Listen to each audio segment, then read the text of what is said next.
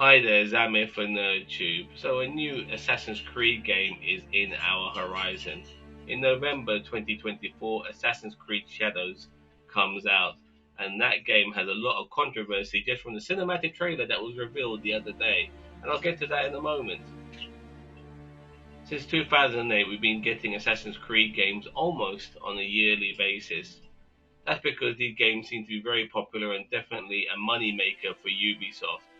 We have all these historical settings, and they tend to be fairly accurate to a degree, but still, when it comes to the overall story, it's fictional. There's no such thing as magic apples. I'm pretty sure Adam and Eve, if they even did exist, weren't part of the first civilization. Leonardo da Vinci, maybe making gadgets for the Brotherhood? Who knows? I doubt it. And of course, how can we forget Winston Churchill ordering Evie Fry's granddaughter around during the First World War? Imagine that. Historical inaccuracies is nothing new for Assassin's Creed. It's shrouded in them, swimming in them. It's all there to make its story. I just gave you just a few snippets. There's even more. And then there's the crazy sci-fi element of Assassin's Creed 2. We have an animus that makes us go back in time and look at our history through the genes, the DNA of somebody who was a descendant of that person. And somehow that is able to create a whole world for people to go back to. We have aliens, Nordic aliens, Greek aliens. We have aliens that can make us resurrect ourselves as well. This is beyond fantasy. And yet somehow people are complaining about accuracy when it comes to the historical element of Assassin's Creed. Assassin's Creed has always been historic fiction. And here we are now at Assassin's Creed Shadows, a game with two protagonists. First of all, we have Neo. I hope I said the name correctly. She is your traditional assassin. She's also Japanese, so anyone complaining about representation, don't bother. You have your Japanese character there. And what makes Neo better than maybe Yasuke, in my personal opinion, is that Neo is an assassin. Looks like an assassin, got the cloak of an assassin, got the hidden blade, got elements of her that will make her like a Japanese assassin, like a katana and shurikens. This is what we want from a Japanese Assassin's Creed character. And then we have the fish out of water tale of the real life person called Yasuke. There's no shoehorning in here. There's no cultural appropriation or any of that crap people like to talk about. This person actually existed. And that's what makes this person such a cool character for a game like Assassin's Creed. Him being a mammoth of a man, over 6 foot tall, very big, makes him a cool, non-stealth like character, a brute, so to speak, that you can finally play. And he did actually exist. Now, regarding his history, it's a little bit muddied. Was he a samurai? Was he a retainer? Was he a servant? Who knows? But once again, Assassin's Creed has always been fictional history, so who cares? Let's just be happy that we have got an actual character from the past that we can finally play with, not somebody we can interact with. Red Pill YouTubers are having a field day with the character of Yasuke. You would think he's the only character in the game, and the way they're going on about cultural appropriation and wokeness, they don't even know what they're talking about. There's no cultural appropriation or wokeness when it comes to a person that actually existed in history.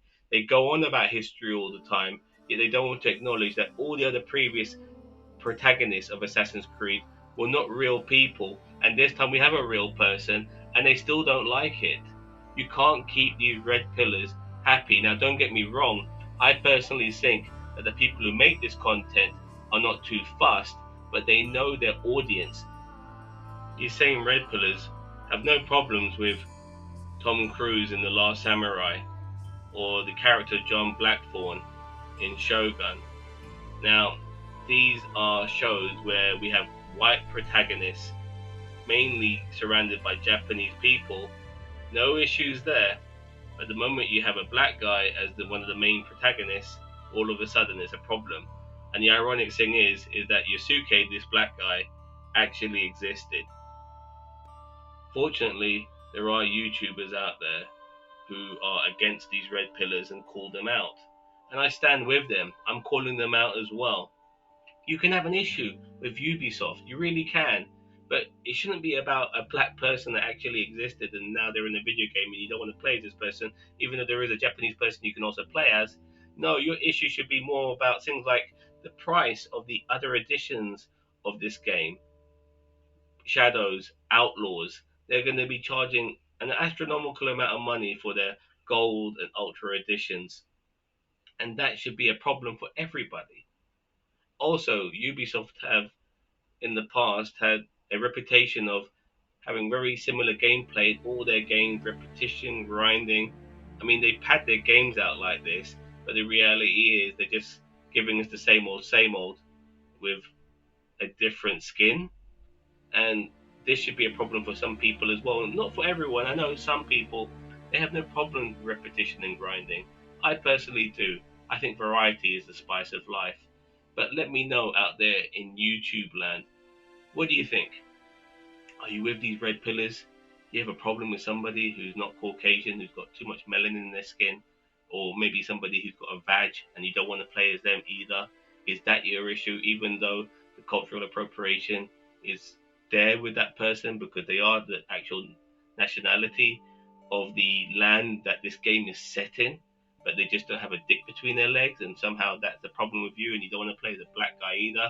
Is that the real problem, even though the black guy does historically exist? So let me know what your problem is if that's the case when it comes to being on the red pill side. Or do you agree with me that this is blown out of proportion? Most of these red pill YouTubers are just grifters trying to make a buck over something they know their stupid fans will devour and eat up and get angry over, when the real issue is pricing and grinding and repetition.